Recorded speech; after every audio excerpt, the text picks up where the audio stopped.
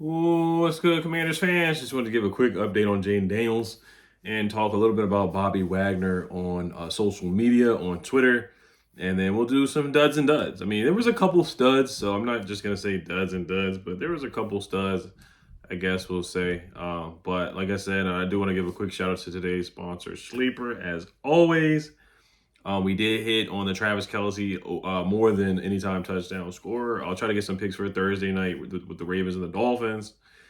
And we did hit with Pat Mahomes more than 2.5 passing touchdowns on Sleeper. So we've been hot. We've been pretty hot lately. Last week, who did we put? The Cowboys. I picked Dak Prescott to get more than 1.5 passing touchdowns, and he clearly hit on that. I did say Bill rushing yards, which I was wrong on that. But for the most part, we've been pretty hot, especially the Twitter plays. We've been pretty hot on those. And then I had No Yak Zach getting more than 2.5 or 3.5 receptions against the Bears, and he did hit that. That was another Twitter play. So more of my Twitter plays have been undefeated and have been hitting for the most part. So, all right. So let's get a quick word from today's sponsor, Sleeper. Let's get back to the video. Shout out to today's sponsor, Brunt Workwear. Want to give you guys a great deal. Promo code Oliver for $10 off of these nice work boots from Brunt Workwear. So these are size 15, so they do have shoes for the big fellas like myself here. It comes in this really nice box here too. This is the size 15 that it came in. So, I mean, these are great for working, not just for working, but you know how the DMV gets down, the DC gets down. They love the brunch scene, so these are nice brunch boots as well. You know it's going to snow a lot this winter, so for shoveling snow, if you're a blue-collar guy, an electrician, plumber, construction, doing drywall, flooring, whatever you may have you, what kind of work you got to do, these are very, very comfortable. They come in black as well. These are the Omen 6-foot soft toe Brunt Workwear boot. So, I mean, these are easy to clean too. Easier to clean too. They got the butter color as well, which I really, really like. So check these out on brunt.com. Promo code Oliver for $10 off when you use promo code Oliver. So Brunt, you got to check them out. Brunt was tired of the workwear brands out there cutting corners. You work too hard to be stuck in uncomfortable boots that don't hold up, so they built something better. Boots that are insanely comfortable and built for any job site. For a limited time, our listeners get $10 off at Brunt when you use code Oliver at checkout. Just head to bruntworkwear.com. Use code Oliver and you're good to go. And after your order, they'll ask where you heard about Brunt. Do us a favor and tell them it was from me, from your guy at Oliver. Check out Brunt. Use promo code Oliver for $10 off Brunt Workwear boots. They have other apparel on there too that you guys can check out, like hats and different things like that. But they have these really, really nice boots. I would recommend these in black or in the butter color to look good for brunch or going out or getting work done. Shoveling snow, get ready for the winter, guys. DMV winter is nothing to play with. All right, guys, let's get back to the video. All right, so Dan Quinn just had his presser. He did not give any updates on Terry McLaurin, Javon Kinlaw, Laramie Tunzel. Trying to think if anybody else left the game, but I know Laramie Tunzel had the hamstring. Terry reactivated his quad injury. And then Tunzel, Terry, and Kinlaw were the guys that left the game. So he had no updates. He said the doctors will take a look at those guys later today. But that will be after his presser that he just finished up. So he won't be able to give an update until tomorrow or Thursday, most likely. So, all right. So he says Jayden Daniels had a good rehab session on Sunday and plan on him being a part of the practice plan this week. So that is positive news. There's still a world where he doesn't play. I mean, we just saw Lamar Jackson with a hamstring injury and missed multiple games. And he actually participated in practice and ended up not playing. And then Tyler Snoop Huntley ended up beating the Bears, which definitely was a good feeling, and that was fun watching that. But you guys get the point with hamstrings. They're just so tricky, and he's already coming off a knee injury. You saw what happened with Dorrance Armstrong when he had his hamstring injury. He just aggravated something else or injured his knee, just trying to probably overcompensate non-contact injury. So you don't want to send him out there if he's not going to be 100% for the rest of the season. So I can't even say that anymore. I guess, if he really feels he's good to go, then play him. But, it's going to be tough out there. So I do want to see some of the clips. I know Scott Abraham is probably going to put up some clips, and all the beat reporters are going to put up clips of him running around or trying to run. And we'll see if he's limited or what capacity he'll be practicing tomorrow in a short week. So they don't have a lot of time. So they gotta have a full practice tomorrow. I know Bobby's going to rest. Zach is going to rest. Von Miller's going to rest. Laramie Tunzel will probably be a DNP. Kinlaw will probably be a DNP.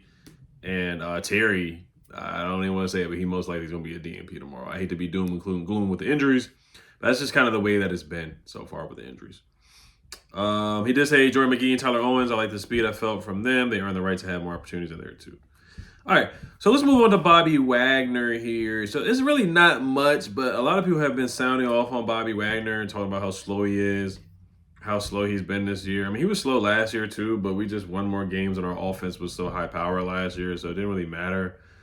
He had some good games. He was all-pro last year. The Browns game, he was dominant against Deshaun Watson. I thought the Cardinals game, he was dominant in that game too. He had some really good games. Like him and Frankie, man. It's unfortunate to see how these guys are not really dominating like they did last year. They're definitely not going to make all-pro. They're not going to make any Pro Bowls. They don't deserve to make any of that.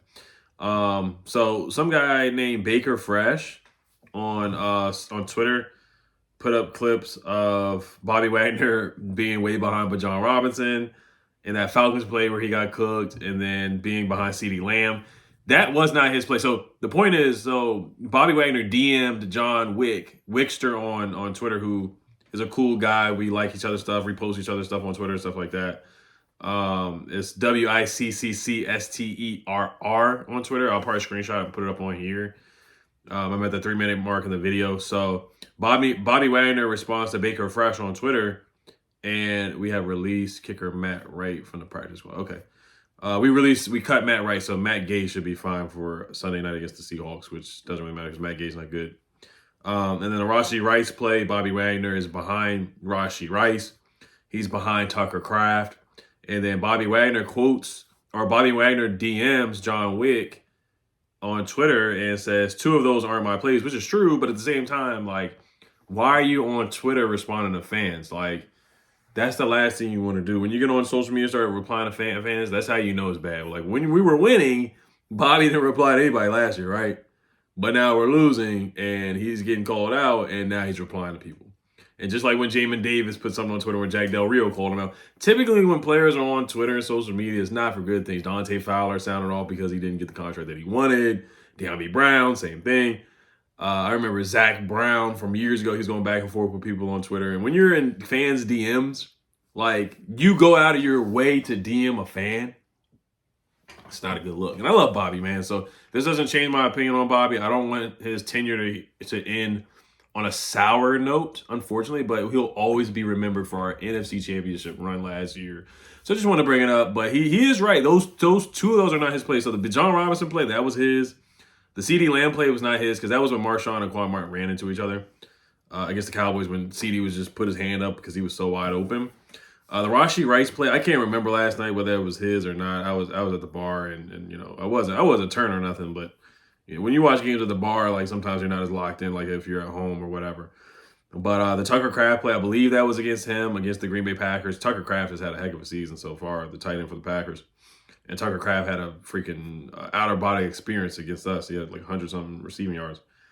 But Bobby felt like he needed to reply. Like, and this is the thing, when you're on Twitter, players, they look up their names and they search stuff. They really do find stuff. Like the NBA, they said one player at halftime put his name in the search bar on Twitter to see what fans were saying about him. Like, that's how they're human. They're human, and they look this stuff up and they reply to stuff. But if I was a player, I would leave it alone, to be honest with you.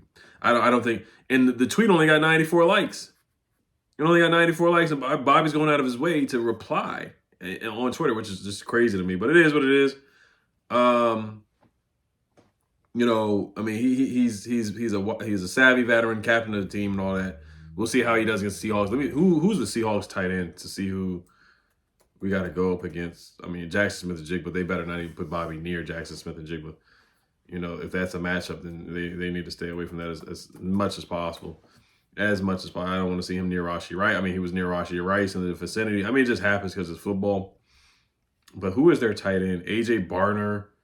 They don't really have like a stud tight end like a lot of the teams that we play, like Travis Kelce and Tucker Kraft and all those guys. A.J. Barner has 18 catches for 212 yards and 4 touchdowns. So I can't even fake on A.J. Barner. A.J. Barner has had a solid season so far. He could definitely cut us up for sure.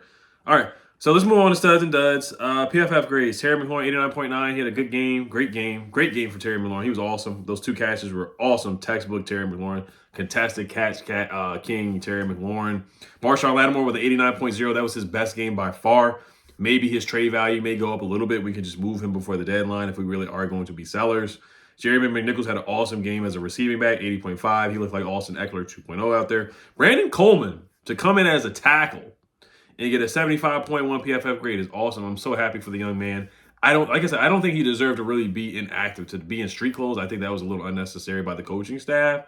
I don't know what was said behind closed doors if he mouthed off or talked back to somebody. Like, that might have been a reason, but for him to be inactive was just egregious and a little too much, in my opinion. Especially after he had a solid year at left tackle. He wasn't great at left tackle last year, but he was better than what Connolly's doing at right tackle. Johnny Newton, 72.9. Good to see him have a good game, even though he had the penalty, and I think the penalty was ridiculous. Let's see who had the lowest grade. Bobby Wagner had a 63.8. Jordan McGee had a 31.4, so he was awful per PFF. Debo was awful per PFF, 47.9. Jalen Lane at 45.5. They were both awful per PFF because they had those terrible drops. Jalen Lane had a drop, and then he had a bad muffed kickoff return, which was really bad. Trey Amos, 69.5. Sheldon Day, 68.8. Jeremy Reeves was playing hard, 65.6. I like the reckless abandon that he played with. And I appreciate the heart that he was playing with. The unnecessary roughness penalty on Quan Martin was ridiculous. The 4th and 1 play call was bad by Cliff. And then Dan Quinn waved the white flag by just punting when we were down 28-7, which I'm not terribly mad at. It is what it is. Sam Cosmi whiffed on that block. It was miscommunication between Sam and Josh Connolly. It looked like it was Sam Cosmi's fault on that 3rd down, which was a huge sack on Marcus Mariota. You look at the snap count. Luke McCaffrey played well. I thought he was a stud. I thought he played well for some of the snaps he had. He had a good return as well. McNichols was a stud, like I said. Mariota was a stud in the first half. But, of course, it's the full game. He wasn't bad. He's not the reason why we lost. Jeremy Reeves. Jacob Martin was a stud, in my opinion. No, he wasn't good in the run game. But the 2 sacks he had on Pat Mahomes to set the tone for the game was really, really good. We needed that bad. Jalen Lane was a dud. I talked about that. Debo was a dud for the drop. That drop turned the game, man. If he would have caught that, we would have scored, guys. We would have scored a touchdown. It would have been 7-0. Then they say we get another interception and we have momentum and the game breakers and the sliders go up because your confidence goes up because you're up 7-0 and because you got 2 picks on Pat Mahomes. So the game could have went totally different. Totally different. Everybody's overall would have went up if we would have scored. Like I said, against the Chargers, when Luke McCaffrey turned into a 99 overall for that catch from Jayden Daniels over the middle of the field, like 50-yard bomb. When Quan Martin caused that fumble, forced that fumble, and everybody's overall went up in that game, I think that it would happen against the Chiefs, possibly. I really do. But it is what it is, and you can't turn back the clock. And Debo, man, come on, man. I'm still mad he dropped that pass. That was butter hands like a snake, all that. So I'll wrap it up here. If there's any studs or duds that I left out, I'm not going to blame the refs for the loss. If you want to get mad at No Yak Zach for not getting the first down, or you want to blame the refs for the first down because if you think it was really above the past the first down and that they should put a chip in the ball instead of having the ref decide it, I think they need to put a computer chip in the ball, like AI, ChatGPT, all that stuff. Like, it's 2025. We got all this AI, artificial intelligence. I think they need to do that and put a chip in the football for 4th down situations. So it's not just a ref going out there and just putting the ball a yard back like it was against the Steelers last year. So, all right, you guys, as always, Hells Commanders. Peace.